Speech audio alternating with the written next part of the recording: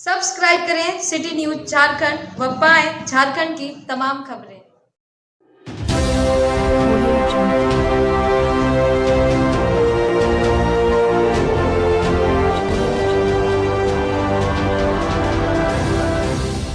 काशी प्रसाद के 141वां जन्मदिन पर पर्यावरणविद ने बिहार के 4 जिलों में किया पौधारोपण। कहा, परिवार में बहू या जन्म के संख्या बढ़े तो वृक्षों की संख्या भी बढ़ानी होगी।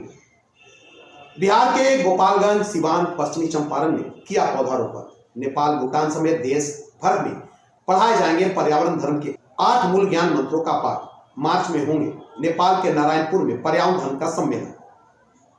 27 नवंबर को काशी प्रसाद जायसवाल की 141वां जन्म दिवस पर देश भर में मनाए जा रहे 4 दिवसीय उत्सव पर आयोजित कार्यक्रम का उद्घाटन विश्वव्यापी पर्यावरण संरक्षण अभियान के राष्ट्रीय अध्यक्ष, पर्यावरण धर्मगुरु व बनराकी मूवमेंट के प्रणेता पर्यावरणविद कौशल किशोर जायसवाल ने किया।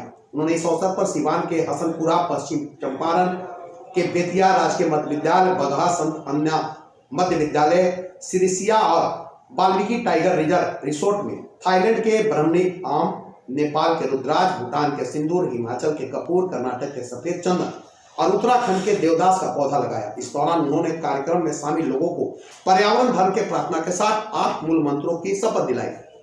पौधारोपण करते हुए पर्यावरणविद कौशल ने कहा कि काशी प्रसाद का जन्म 1881 ईस्वी में नालंदा के झालदा जिले अंतर्गत नाराहाट में एक जमींदार परिवार में हुआ था। वे साहित्यकार के साथ कई भाषाओं के जानकार थे। उन्होंने समाज के उत्थान के लिए अपने जीवन काल में कई ऐतिहासिक कार्य किए थे, जिसका लाभ समाज के लोगों को मिल रहा है। नेपाल के प्रसिद्ध पर्यावरणविद सह विश्वव्यापी पर्यावरण संरक्षण अभियान के राष्ट्रीय उपाध्यक्ष अशोक प्रसाद गुप्ता, उनकी धर्मपत्नी परमिला देवी के पुत्र ऋषिकेश गुप्ता की शादी गोपालगंज निवासी राजेश प्रसाद धर्मपत्नी श्रीमती ललिता देवी के पुत्री रोहिणी के साथ संपन्न हुई, जिसमें कई राज्यों के पर्यावरण प्रेमियों ने भाग लिया। इस अवसर पर पर्यावरणविद कौशल ने पर्यावरण धर्म के 8 मूल ज्ञान मंत्रों के तहत वर ऋषिकेश को आशीर्वाद के रूप में रुद्राज के पौधा वधु रोहिणी को संस्था के प्रधान सचिव पूनम जायसवाल ने भूटान के सिंदूर के पौधा देकर कहा, यह सुहाग का प्रतीक है सिंदूर। उन्होंने उसे लगाकर बच्चों की तरह देखभाल करने की जरूरत बताई।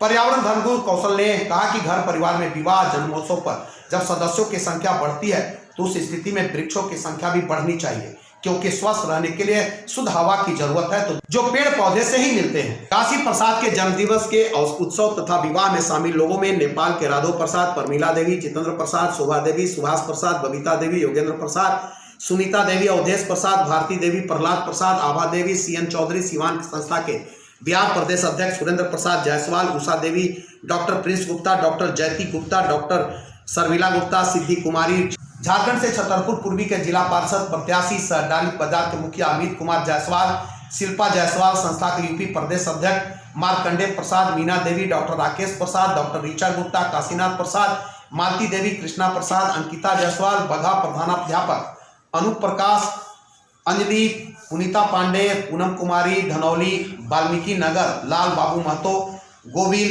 भरत लाल, सोनू कुमार इत्यादि शामिल थे।